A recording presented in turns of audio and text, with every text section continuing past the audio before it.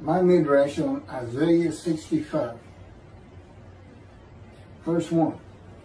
I responded to those who did not ask. I was at hand to those who did not seek me.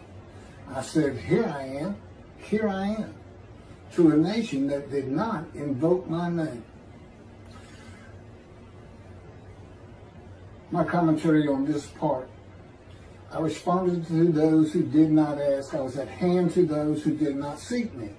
God is saying that even with all of his people gone astray, not following the teaching of God's servant Moses, whom God charged at Orb with laws and rules for all of Israel, that he was still there for them. God espoused the Jewish people, married them, and would never turn from them despite even the entire nation not following his laws and rules. Espouse, again, means to adopt as one's children and marry as one's bride. Verse 2, I constantly spread out my hands to a disloyal people who walk the way that is not good, following their own designs.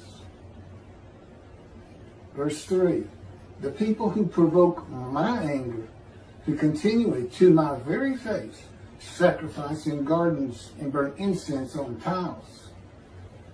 Verse 4, who sit inside tombs and pass the night in the secret places, who eat the flesh of swine with broth of unclean things in their bowls. Now, this is written first for the people of antiquity in words they can understand and that apply to their life. You'll see as we go on that this starts referring to the returned dispersal of Rome, the diaspora. Everything from Isaiah chapter 51, when he takes his cup of wrath, his bowl of reeling from his people, the Jewish people, and passes it to those who told them to get down on the ground and walked all over them. It's primarily Christianity, but it's the Gentiles in general. Verse 5, who say, keep your distance, don't come closer, for I will render you consecrated. Such things make my anger rage, like fire blazing all day long. Okay, from that verse, who say, keep your distance, don't come closer, for I will render you consecrated. Okay, the Jewish people have completely turned their back to God. If they would turn back to him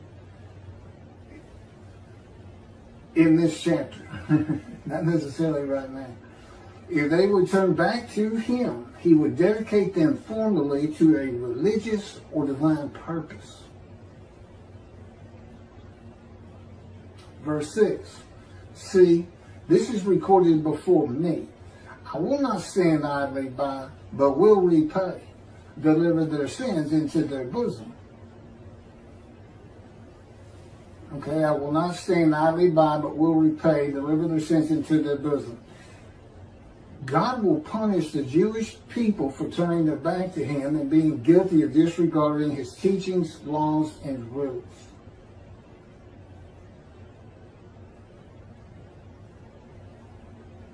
But he will not leave them. Verse 7, and the sins of their fathers as well, said the Lord, for they made offerings upon the mountains and affronted me upon the hills. I will count out their recompense in full into their bosoms. Okay, now that's interesting because you don't hear that very often, that the children are going to be punished for the sins of the fathers.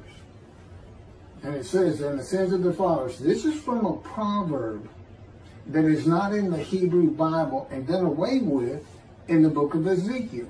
This is from Ezekiel. The word of the Lord came to me. What do you mean quoting this proverb upon the soil of Israel? Parents eat sour grapes and their children's teeth are blunted. As I live, declares the Lord God, this proverb shall no longer be current among you in Israel. Consider all lives are mine. The life of the parent and the life of the child are both mine. The person who sins, only he shall die. That's Ezekiel chapter 18, verses 1 and 2. So up until this time, the Israelites, the Jewish people, at this time, they're still the Israelites. They don't become the Jews until they're all in exile, and it occurs first in Persia. First time we see the name Jew. And it has nothing to do with Judah, any more than Hebrew has anything to do with Judah. It is an EW. What it is the pure blood of Hebrew became diluted during the exile of the Assyrian Babylonian exiles after Babylon destroyed the first temple and deported everybody. In the North Kingdom had already been deported to those same lands much earlier than that. But that's the first time we see the story of Esther, and that's the first time her uncle, I believe it is Mordecai the Jew. Just like it was Abraham the Hebrew. That's just the name he wanted his chosen people to be known by. So anyway, everybody dies for their own sins. There's no atoning for others. Which I know the Jewish people, rabbis, they tell the Christians this all the time. God doesn't accept it. That's not his teaching. That anyone can atone for another. Everybody's responsible for their own sins.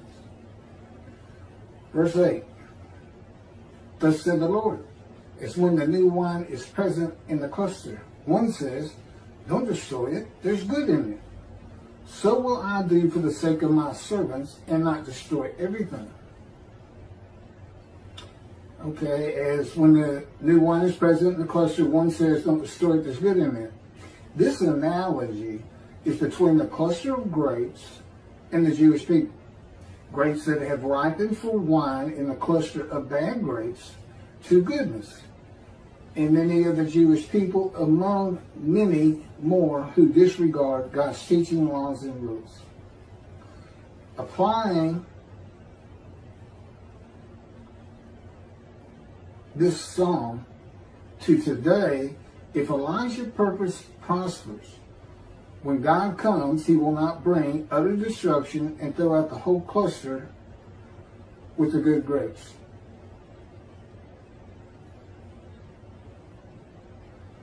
Verse 9, I will bring forth offspring from Jacob, from Judah, heirs to my mountains, my chosen ones to take possession. My servants shall dwell thereon.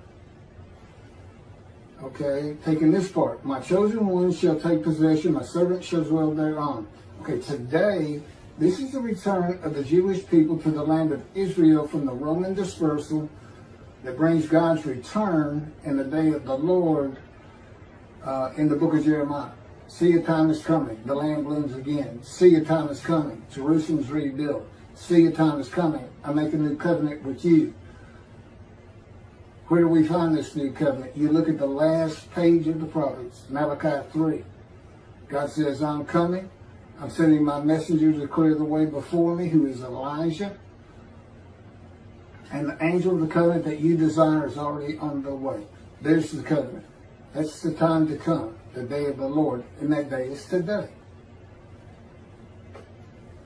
Verse 10, Sharon shall become a pasture for flocks in the valley of Achor, for cattle to lie down, for people who seek me. Sharon becomes a pasture for flocks in the valley of Achor, a place for cattle to lay down.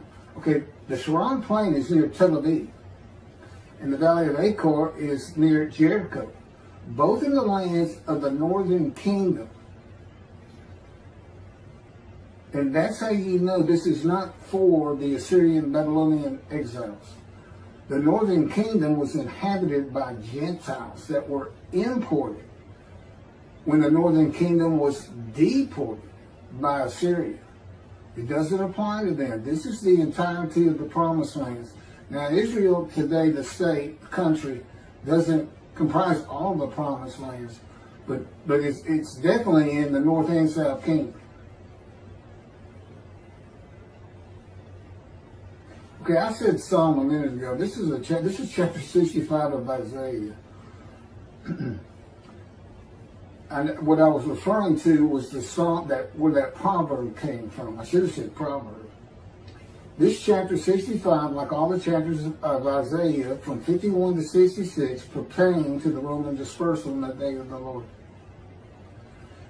Okay, for my people who seek me, that's the Jewish people who heed and revere the Lord, esteem his name, who desire to be written to the scroll of remembrance for entry to God's spiritual heaven, prepared in the day of the Lord. This is all in Malachi 3. It's where he discusses it, God does. The Middle Ages and the Common Era in general is much different than the heaven of the scroll of remembrance, I have been told. No one of this generation will see any one of biblical times in heaven. And the Lord tells me we would not want to. They were illiterate. Nobody can read. Life was just, can I get through this day with some food and shelter? And no police, no anything. If you had stuff, people took it from you. And that'll be revealed more as I go on. And what's special about this heaven for this day of the Lord, which I believe begins, and God has, as so much as indicated, 1957, when the dawning of the age of the internet, when the Russians sent up the first satellite, Sputnik. It's also the year I was born. But with me is the angel of the covenant. It's the angel of his presence. The covenant is the new covenant, Jeremiah 31. Though they don't know it, every Jew on the face of the planet is sin free. Okay, they had to understand this before God says, okay, I cleaned your slate, now let's start being observant Jews and get back to synagogue, or go to synagogue for the first time, if such be the case. And he did this for the Syrian and Babylon exiles. When they returned by writing, Isaiah's writing, he forgave their sins. And what did they do? They became a holy seed, and they built a second temple. Well, we have another temple to build. God's covenant of friendship says, I'm going to place my sanctuary amongst you. That's also in Ezekiel. So he knew, when he had Ezekiel right there, that in the day of the Lord, when the land blooms again, there's not going to be a temple. He already knows that.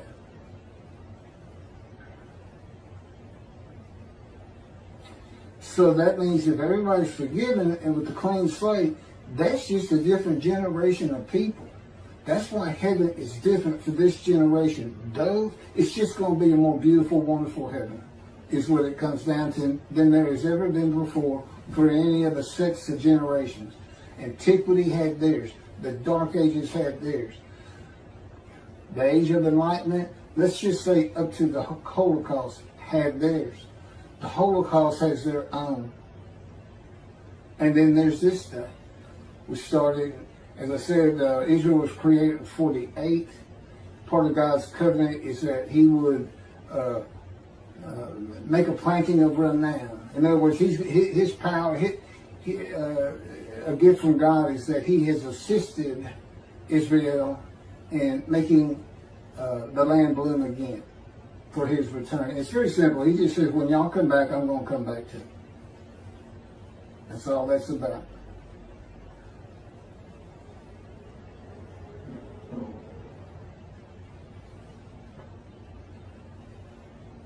Okay, the scroll of remembrance is being written. And on the day, this is from Malachi, and on the day that I am preparing, said the Lord of hosts, they shall be my treasured possession. That's those who revere and esteem the name of the Lord in the day of the Lord. They'll be his treasured possession. I will be tender toward them as a man is tender toward a son who ministers to him. And you shall come to see the difference between the righteous and the wicked, between him who has served the Lord and whom has not served him. Okay, he's referring to a spiritual heaven at this point. The spiritual heaven he gives us in the book of Ezekiel, chapters 1 and 10. Now, antiquity, the sages, the townmen, they don't recognize the spiritual heaven. They see nothing but chapter 37 of Ezekiel, where you have the vision of old bones rise, and there's a resurrection vision. That's for the people of antiquity. That's not today. That's for people who were so illiterate they would just go out and stare at the ground where their loved one was buried and just wait for them. It's like they sit in cemeteries all night. I just read a reference to that. Waiting for, because that's all they knew. Just come back. Just come back and be alive. You know, with our knowledge in science and medicine, we know better. Human bodies aren't going to be reconstructed from the dust and ashes of dead bodies. It's just not going to happen. And if it did happen in Israel today, as Judaism teaches, that comes from antiquity, you'd have billions of people to be taken care of. All of them, for the most part, illiterate. You'd have Israelites. You'd have those that lived in Egypt for 400 years. That God had to tell them what sin was and to cook your food. Don't eat the blood. You know, you don't want those people running around Israel. It's bad enough having Palestinians. And also in Malachi, for lo, that day is at hand, burning like an oven. All the arrogant and all the doers of evil shall be straw. And the day that is coming, says the Lord of hosts, shall burn them to ashes and leave them neither stock nor bowels. But for you who revere my name, a son of victory shall rise to bring healing. You shall go forth and stamp like stall-fed calves. This is talking about a spiritual heaven, but it's written in the words of antiquity for their kind of heaven. We defeat all of our enemies. That's what the day of the Lord has always been in 6 other books until Malachi, when he says, I'm coming with sin forgiveness. I'm not coming to destroy evil. I'm going to write down those who want to be observant and revere and esteem me, and I'm going to put them into a scroll of remembrance. It's just totally unlike all the days of the Lord previously mentioned in the Hebrew Bible. It's his final word on it. And again, it all comes back to, you know, the Talmud is wonderful. God thinks it's wonderful. But it's not where your teaching should come from. Your teaching should come from the Scripture. And the rabbis today rely almost solely on people like Rambam of the Middle Ages and his interpretations of the Talmud. And, you know, they pray for a resurrection of the dead, or that they have a belief in it. You know, things that just aren't meant for this day of enlightenment, reasoning, knowledge, information, science, medicine.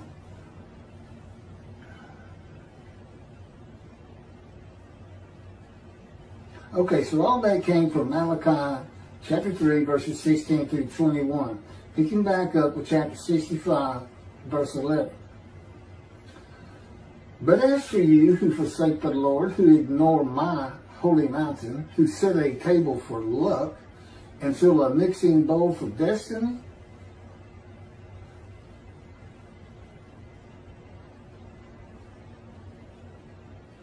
verse 12. Okay, but as for you who, my commentary on that verse, but as for you who forsake the Lord. Okay, that's the arrogant, the doers of evil, and the wicked that he makes reference in Malachi. Okay, if you were to take this chapter 65 and say, okay, that applies to the Roman dispersal who's back in the day of the Lord. That's what you would call them. Those who do not go into the scroll of remembrance. Verse 12, I will destine you for the sword. You will all kneel down to be slaughtered. Because when I called, you did not answer. When I spoke, you would not listen. You did what I hold evil and choose what I do not want. Okay, remember, when he comes back, first thing he's doing is having a reckoning with the rabbis. He puts them in the category of those who do not heed him, revere, or esteem his name. Even though they're sin-free, they practice observant Judaism. By all accounts, they should be going into the scroll of remembrance, but they will not, because that's why God says they are dismissed. He's got all kinds of purposes in that. One is straighten out your teachings on this Messianic era. And heed my prophet. He's described in Isaiah 53, which is not by any stretch of the imagination the Jewish people as the man Israel. And he knew they'd be teaching that. Oh, yes, he did. In other words, they're going to have to help me because I'm that man. If they want to get back in right standing, that's the teaching of the righteous servant. Everybody's forgiven. I have to get that message out there in my capacity as Elijah, but everybody's forgiven. So how does the righteous servant make many righteous? I let you know you got to be in right standing also. And that it's just a clearing of your slate. You're not always forgiven of your sins, as I believe the Christians think they are. If they stray after accepting Jesus, they can always get it re-erased. I guess by re-accepting him or something. They tell me, well, Jesus knew the sins you would make after accepting him, and he forgave those too. I said, okay, sin, you can do whatever you want then. The heck with God's laws. Live your life any way you want. Those laws are for us. He knows it's a harsh world. They're for us. It's not for him. He says, if you live your life as an observant Jew, you're going to have a whole lot better life than you would have if you weren't. He just needs to be brought to the modern age and relieved of antiquity.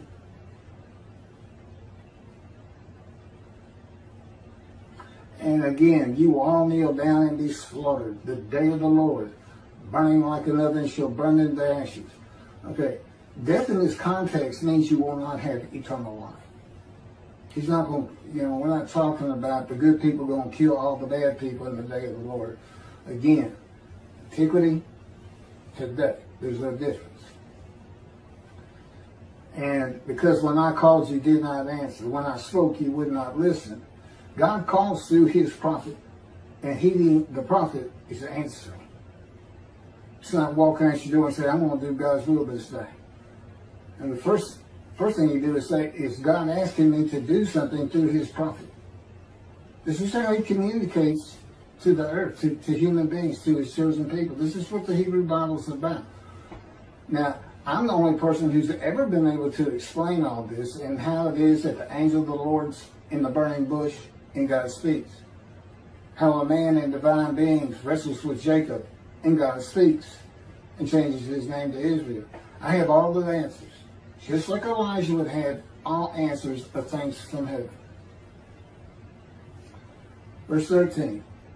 Surely, thus said the Lord God, my servant shall eat and you shall hunger. My servant shall drink and you shall thirst. This is the evildoers versus the soft-headed cats. My servant shall drink and you shall thirst. My servant shall rejoice and you shall be ashamed.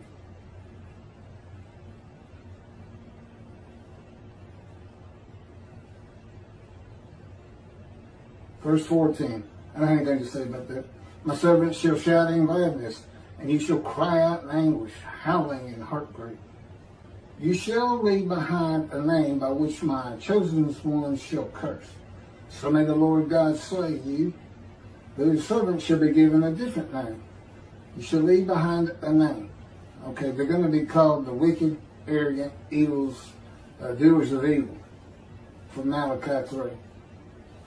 By which my chosen ones, God's chosen the day of the Lord, are the Jewish people who are righteous, observant, and in right standing with God, and chosen to be written into the scroll of remembrance. The chosen of the chosen. But his servant should be given a different name. Okay? They're going to be called righteous, stall-fed calves. According to Malachi 3. Verse 16.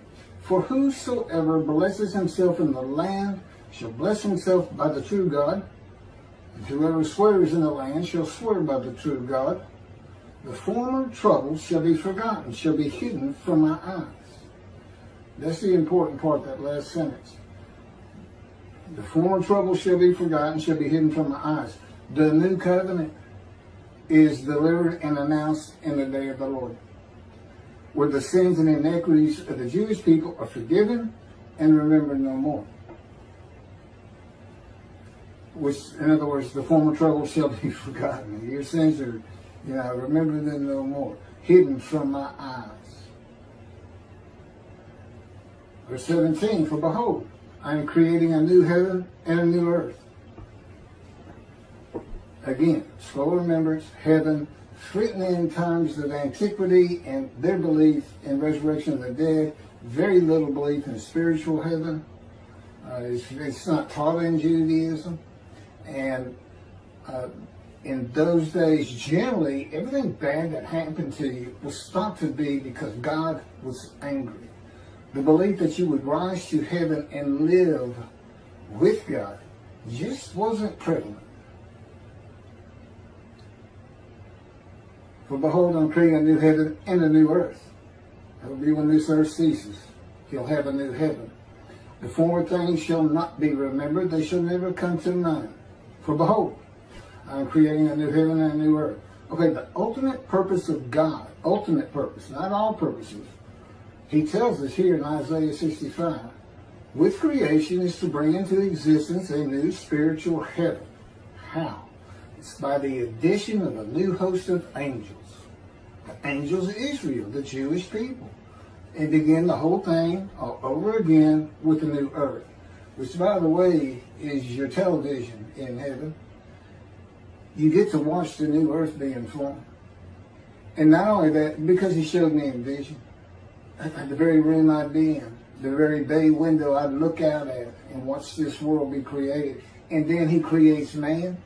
You get to see that. And then he chooses another chosen people. He's going to do the same thing. He said, it's perfect when I did it, and I'm going to do it again. They'll have different names. They don't necessarily be called Jews. They could be.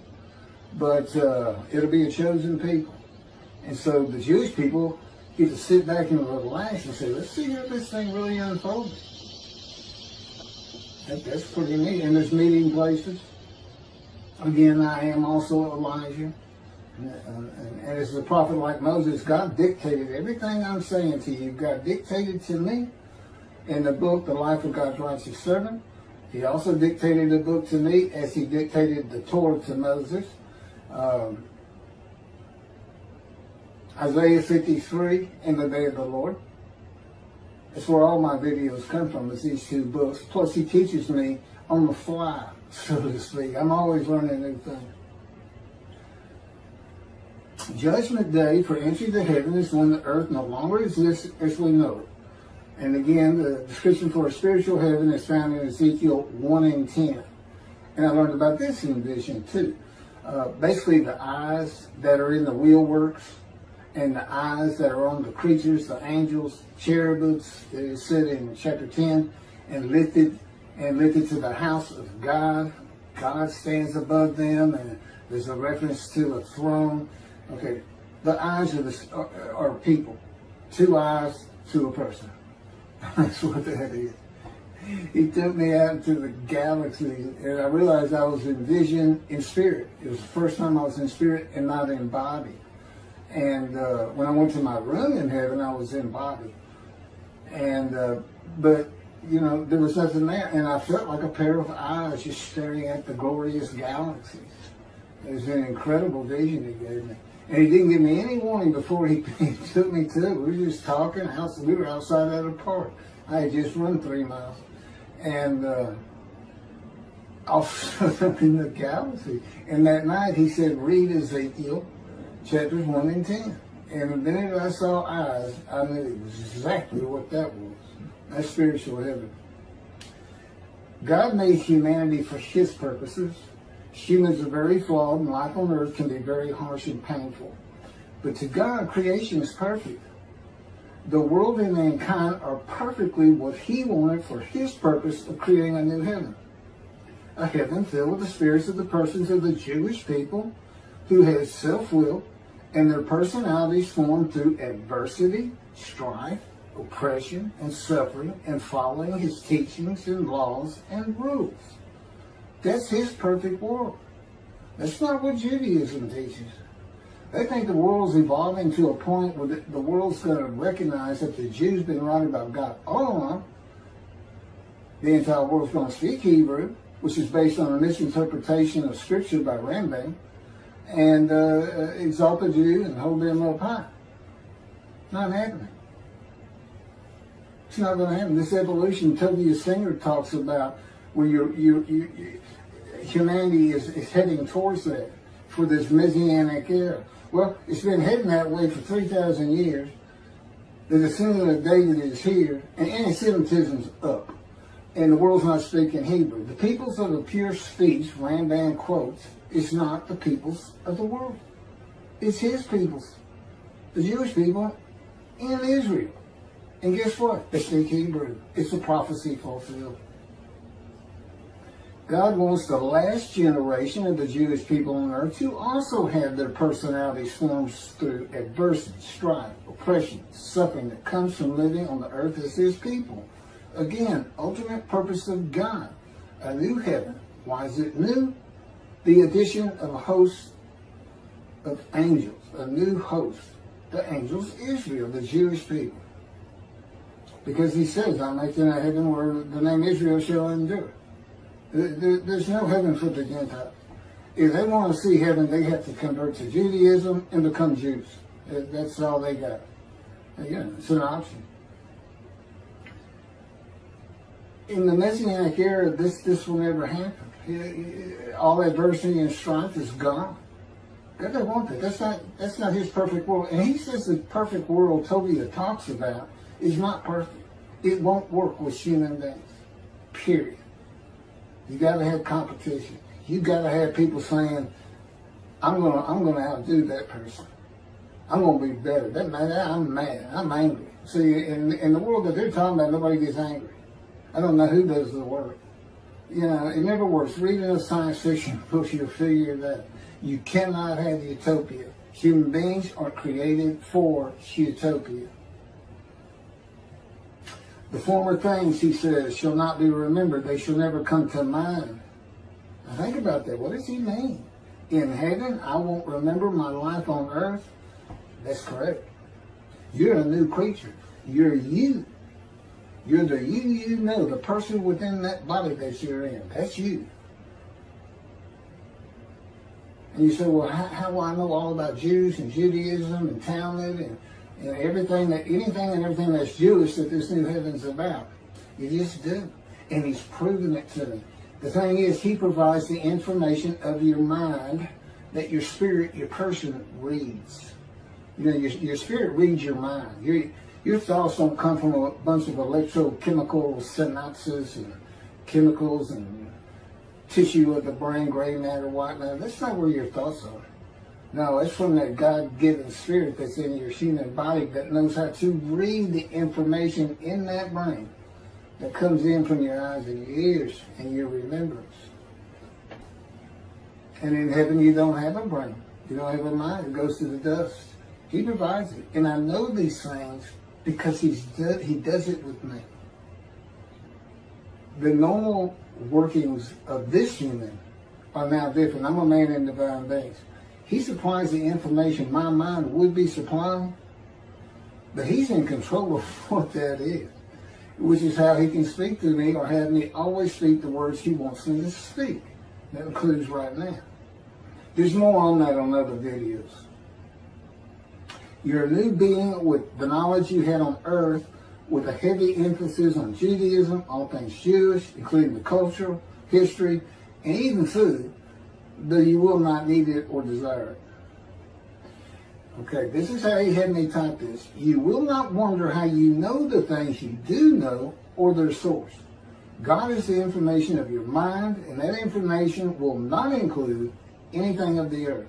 He will not have you wonder about the source of your knowledge, and you cannot without him.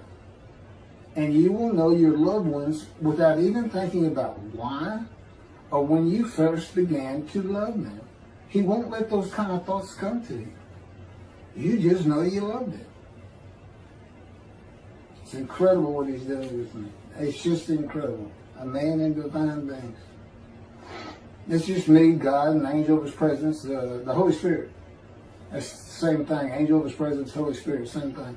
It's an angel, and that angel's body is the Spirit of God.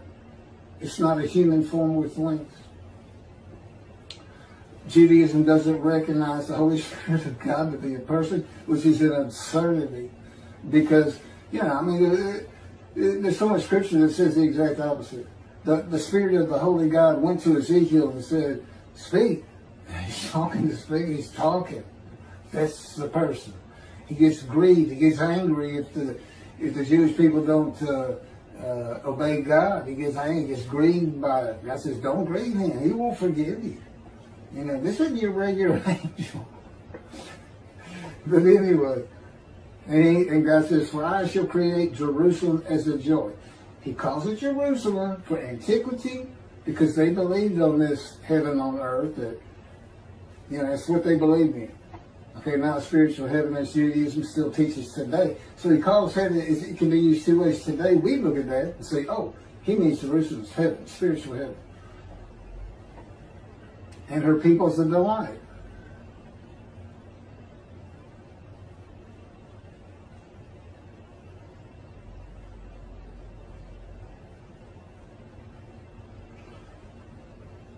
This is how God had me type it for the book, which is unpublished.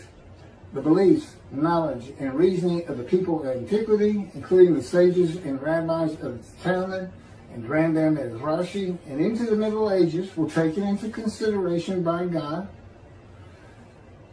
when he wrote this, had it written.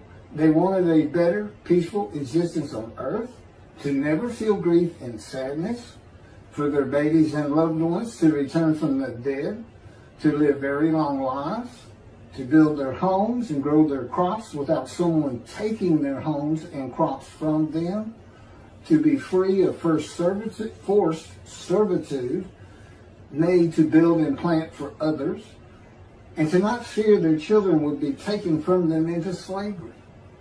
All these things show up in the final verses of chapter 25.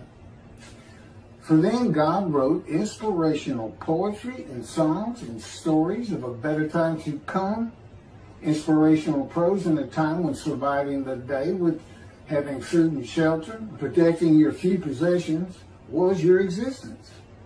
The people of the common era and ages of reasoning and information should recognize the inspirational prose for what it is and not necessarily prophecy to occur, and their beliefs in such things as the resurrection of the dead. And again, not everything, it looks like prophecy, but if it cannot happen, the world's not going to love the Jew. There's no reason to believe there's being an evolution towards that.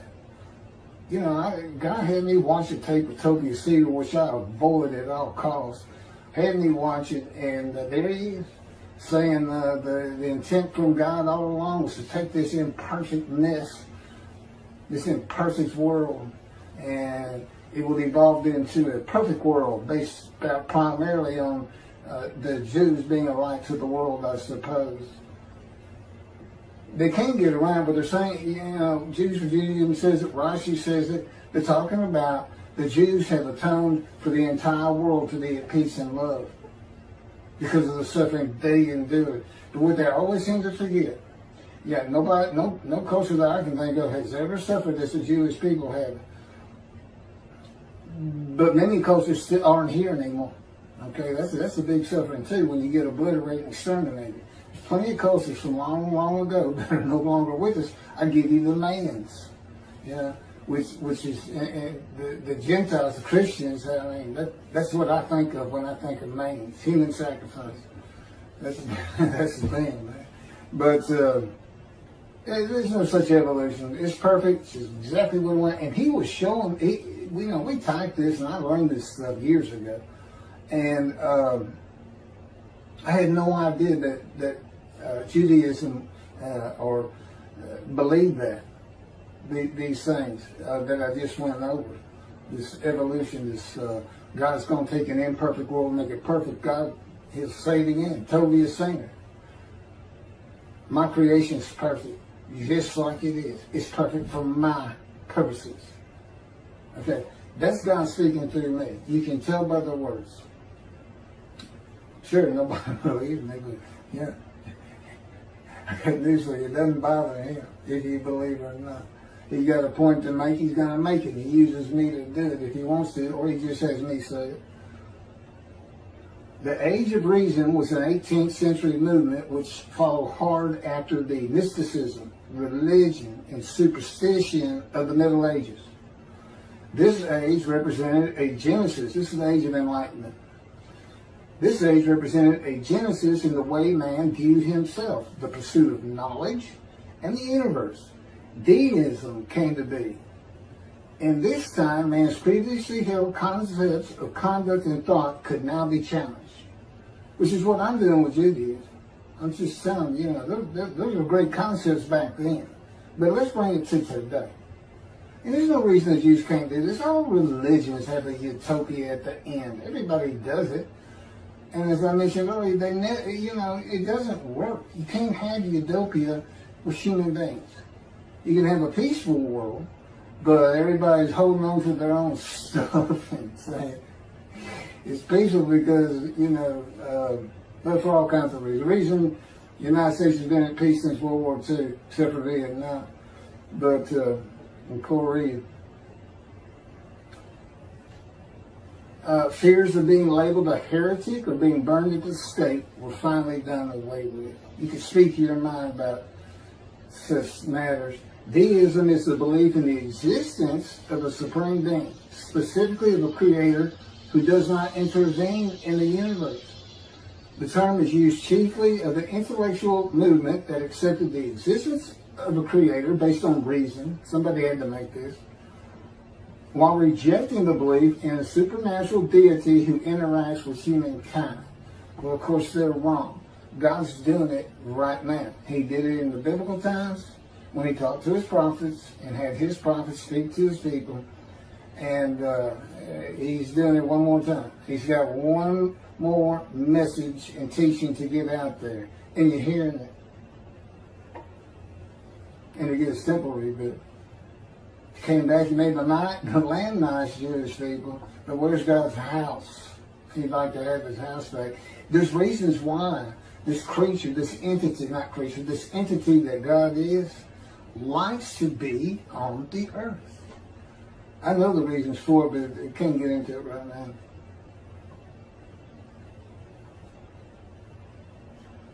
God has never changed the Jewish people to never sin and make them heed the sin and revere him in his power. How's he going to make the rest of the world? Why would he make the rest of the world do that? Because that's what it's going to take. Rambam says Moshiach shall have perform no miracles, wonders, and this and that. Well, how's he going to get in this done? How's he going to get the world to speak Hebrew? I mean, I'm him. I mean, am I to go to China and start there where 1/3 of humanity speaking Chinese? Not only do I not speak Hebrew yet, I don't speak Chinese, and I got no intention of learning it. I got my hands full learning Hebrew. The Messianic era is what the people of antiquity wanted, and the sages and rabbis of antiquity gave it to them.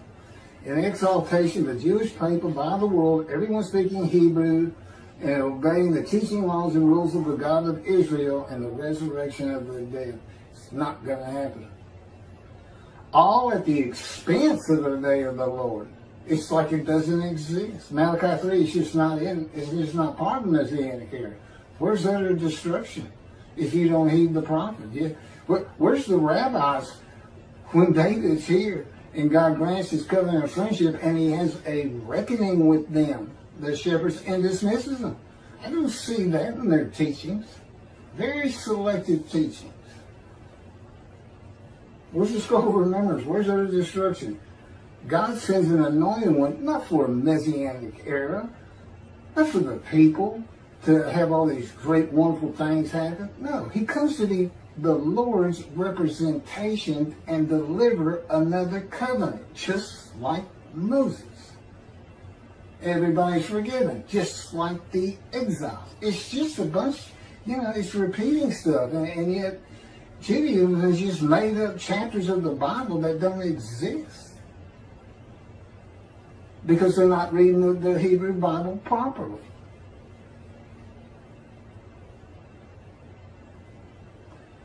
And, it's to be God's representation, to write his words, to speak his words, to explain the things that will happen and those that will not.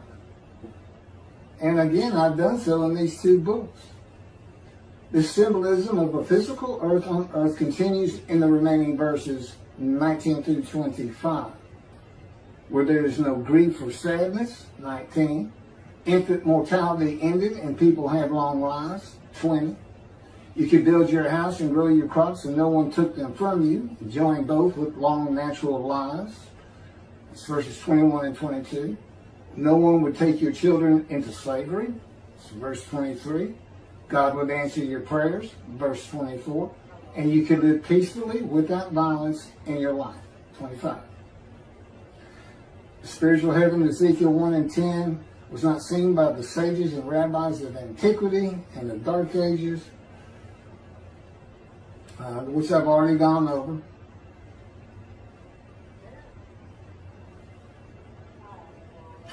So, summing up, and you can read those verses yourself, I am here with God in me to teach the rabbis today, among many other tasks, how to interpret the Bible by eras and ages for the sake of the people of the land of Israel. If the rabbis will teach the matters of my 2 books dictated to me, my God, it's scripture. It's just not canonized. It's divinely received. If they'll teach this to their respective flocks and straighten everything out, they'll be back in right standing with God. They can make it to the scroll of remembrance. And like I said, in a way, he's just putting them in a headlock, saying, okay, y'all never listen to my prophet. You think you know everything. Your arrogance precedes you. But this time, I'm gonna punish you on the fly, so to speak. You're either gonna do it, or you're going to know you're not in the scroll of remembrance, because we're not going to stop saying it for the next 10, 15, 20, 25, 30 years. I'm 63. Moses was 80 when God came to him. He spoke to me when I was 50, though he came to me in my first year. They never said anything to orchestrate my life, to make sure I fit every verse of Isaiah 53, to make sure I lived a life of wounding and pain, suffering, and disease. But you can't offer me as a human sacrifice. I'm defective at birth. He said, I touched you in the womb to make you disfigured. You can't offer a disfigured lamb or one blemished with disease. That's what it's all about, man. It all comes back to his wrath on Christianity. If you ever wanted a super duper anti-missionary person in Judaism, well, you're looking at him. Because God is in his spirit or within me running everything from my mind, my thoughts, based on who I am. I mean, their Keith, they make me a better person. I'm still the same Keith, still feel like the same Keith, but I can see the incredible improvements that they orchestrate by providing the information of my mind, and they control my body. I don't wave my hands around when I talk. Keith does, and I'm a lawyer. I learned a long time ago from my mentor, don't use your hands. Put them down, because that'll make you think harder on the words coming from your mouth. Don't try to be expressive. You want to be expressive? Do it with words. So, as God says, it's me. Or the Holy Spirit. It's an incredible time. This is what the Messianic era is. It's the times of the Anointed One in the awesome, fearful day of the Lord. That's what's taught in the Hebrew Bible. When you realize how to read it, as it's written for people of antiquity and Dark Ages, and people of enlightenment, reasoning, knowledge, information, science, and the internet. I am the Anointed One, and the false teachings of the Messianic era, world to come, are a great impediment to me in the building of the third temple that prevents utter destruction to Israel and its people. If I'm not heeded, God says when I come, I'm going to bring utter destruction. What he means is you're going to be utterly destroyed by, he used to say, raise armies. Okay? He's just saying it's out there. My creation is going to get you. If this doesn't happen and we don't get that temple built, and it scares the Middle East from ever attacking you, period. He says in Jeremiah, when Jerusalem's rebuilt. He says you'll never be defeated, dispersed again. But that's contingent on Malachi 3. It's very important. And God wrote in, he'll be shunned and despised, accounted plagued and afflicted by God. Okay, that's written in there. Guess what I'm getting from my videos and from my saying these things that you hear, and this really is a summary, it's just not the whole book. Shunned and despised. Yeah. It's been looked at by over 800,000 people, and I'm not even receiving a comment. So that tells you something. But I don't have to worry about it, because this is God's day. This is his redemption of the Jewish people. Somehow, some way, and I'm supposed to end up with a portion and a spoil and a bow to be honored. And he took me into poverty. Isaiah 53, he's taken from the land of the living. That's the side, because I'm given long life. I was told I was given a death sentence 20 years ago from cancer. Stage 4 lung cancer. Untreatable. Prepared to die. It's 20 years ago. And I never even showed the symptoms.